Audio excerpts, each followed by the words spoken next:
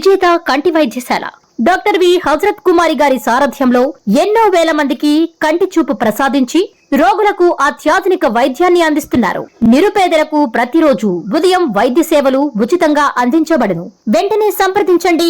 విజేత కంటి వైద్యశాల, కెనరా బ్యాంక్ పక్కన, బాబు ఐస్ క్రీమ్ ఎదురువీధి, Brindavanam, Nellore. Ladies and gentlemen, I am delighted to be here representing my country, India, and more specifically my state, the youngest state in India today, Telangana. Let me start first by mentioning a bit about my state. We are the newest state, as I've just mentioned, the 29th state in India, which has come into being about 2 years ago. I'm proud to share with you that within a short span of these 2 years, the state has made rapid strides of progress in economic and infrastructure growth, and is growing today at more than 16%, which is almost double the rate at which India is growing. Under our new industrial policy, which makes time-bound clearances within 15 days a right for the investor, has set new benchmark in transparency and efficiency. And we have till date, in the last 12 months, accorded more than 2,500 clearances, and more than half of these units that we've issued clearances to are in commercial production stage. I may add that you as an investing company need not seek a clearance if you would like to do business in Telangana. We allow for what is called self-certification. You can come hit the ground running in Telangana. Obviously, for regulatory purposes, you'll need to apply through an online application form. And when we receive your application online, we take 2 weeks, less than 2 weeks, to process your application. Now, for those of you who are thinking, we've heard this before, single windows, time-bound clearances, how is Telangana any different? We are different. In fact, if we don't deliver on the promise of 2 weeks and clearances in 2 weeks, 3 things happen. One, on the 16th day after receiving your application, if you don't hear back from us, it's a deemed approval. It's an approval by default. Second thing that happens is, as a state, if we don't deliver on the 15-day promise, we are liable for penal action. You can sue us.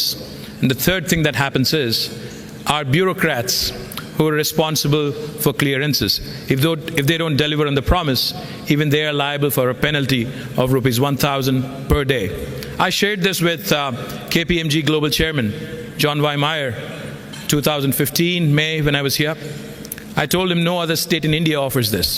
He looked at me, he smiled, and he said, no other state in the United States also offers you this. So you might as well say this is one of the best policies in the world. It is thus no surprise that when World Bank was ranking Indian states on the ease of doing business index, we have been consistently ranked as the #1 state, and our capital city of Hyderabad is ranked as the best city with the best quality of living by Mercer.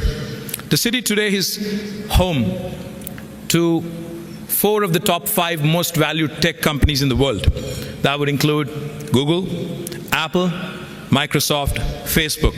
And if you also include the top 10, we also have Amazon, which has its largest base outside of the United States in Hyderabad.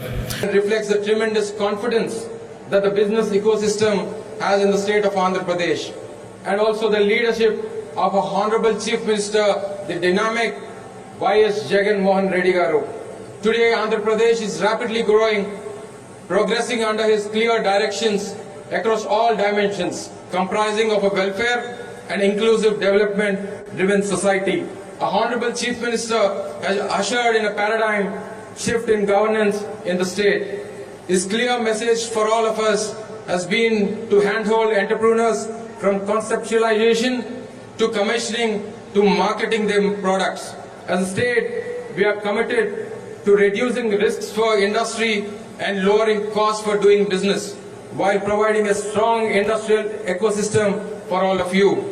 The state of Andhra Pradesh is blessed with a government with complete political stability, with a strong political mandate.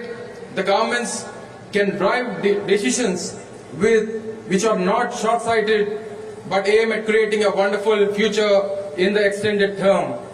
This kind of stability of government has provided the confidence that the industry requires to thrive in the state, focusing on long-term sustainable growth. The state's consistent number of ranking 1 in ease of doing business is clear reflection of this confidence shown by the industries in the state. Andhra Pradesh today offers a bouquet of opportunities of investors across the board. I think that's a valid question. Before I come to you, I think the way we're looking at it as a state is how do you incentivize farmers? How do you incentivize households? So can I have a power purchase agreement with them? So whatever energy they don't use, you end up paying back. So under the Honorable Prime Minister's program, Surya, which is rooftop solar for every house, that's the exact PPA, power purchase agreement we're doing with every citizen.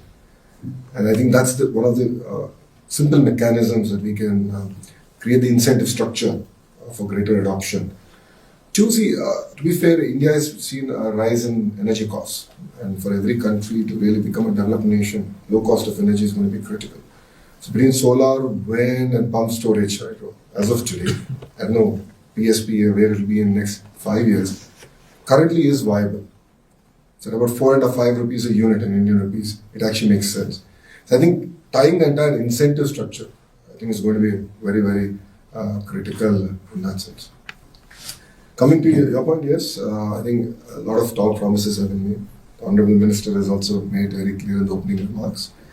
But I think time has come. I mean, look at what's outside. This is probably the greenest Davos that we have seen.